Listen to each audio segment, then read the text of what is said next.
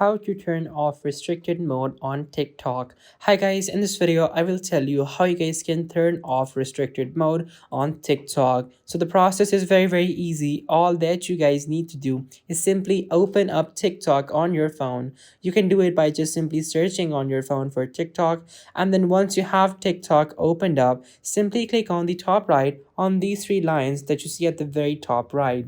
After that, click on settings and privacy, and once you guys click on that, then from over here simply scroll down and click on content preferences.